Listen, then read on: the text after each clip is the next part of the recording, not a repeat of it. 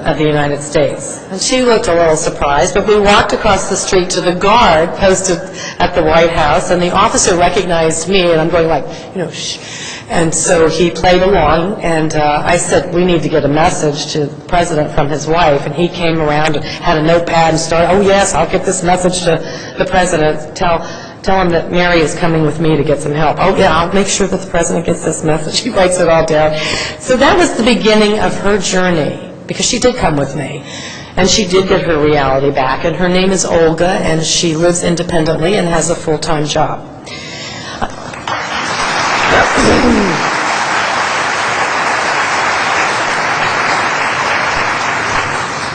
On another one of my trips in the healthcare van, I met a man named Captain Kirsch, a dentist, a Vietnam veteran who had been living in the park for around 5 years.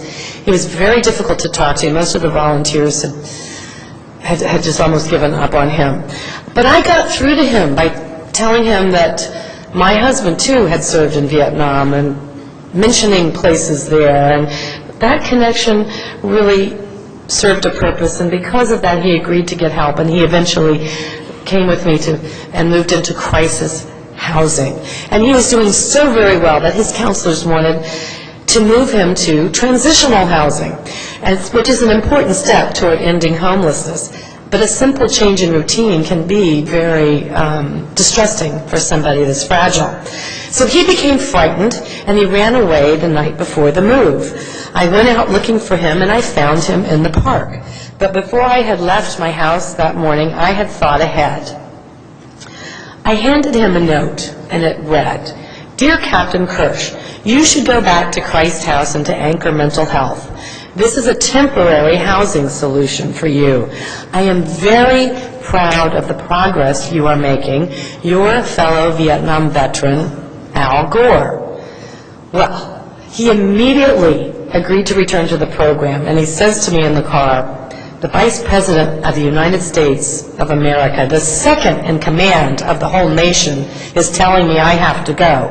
So I have to go." So it's sort of like whatever works, let's do it.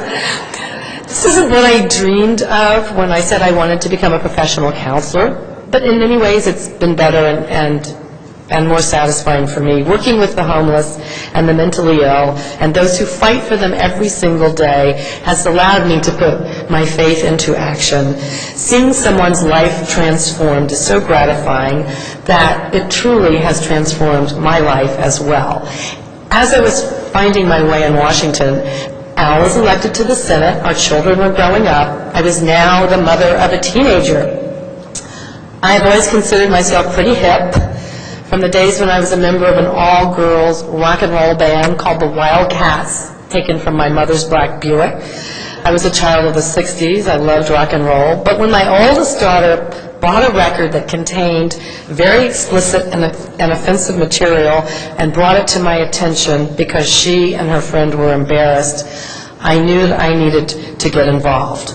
I had paid attention to the movies my kids went to, the TV they were watching, but I had no idea I had to now pay attention to the music and the music videos.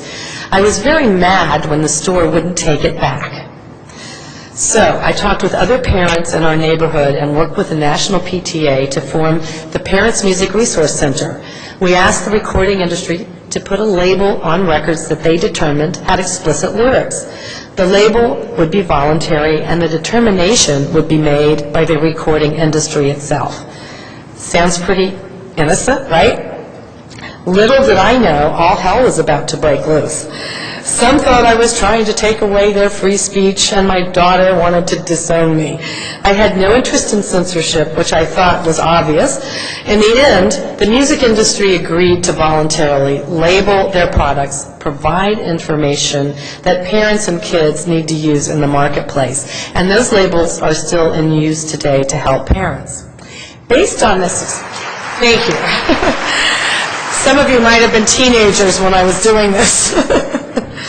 Based on this experience, I wrote a book titled Raising PG Kids in an X-Rated Society. So I was now a full-time activist, which was extremely satisfying to me, but not so easy on my family. In 1988, there was another unexpected twist. Al decided to run for the Democratic nomination for president. More than one political advisor thought that my so-called crusade would cost him votes, but Al never wavered in his support for me. Obviously, he wouldn't do that. He was completely supportive. But in the end, he did not get that nomination. So with life getting back to normal, we took our son to the Baltimore Orioles opening game. On the way out, a car hit Albert. He was hospitalized for about a month. Al and I dropped everything and never left Albert's side. We were the lucky ones. Several parents of children in the ICU lost their jobs because they missed so much work. Over the course of a year, Albert recovered, I'm happy to say, and he is a strapping 6'2", 200-plus college graduate now living and working in L.A.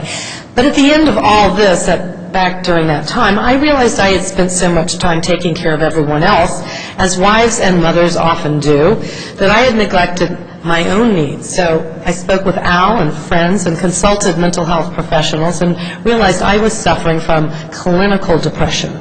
For those of you who don't know, clinical depression can affect your body much like a car that has run out of gas. And no matter how hard you push that pedal, if you don't have gas, that car just isn't going to work. So the doctor prescribed both therapy and medication, and it worked.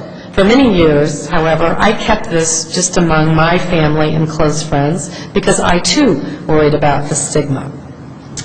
But I quickly found out that I was not alone.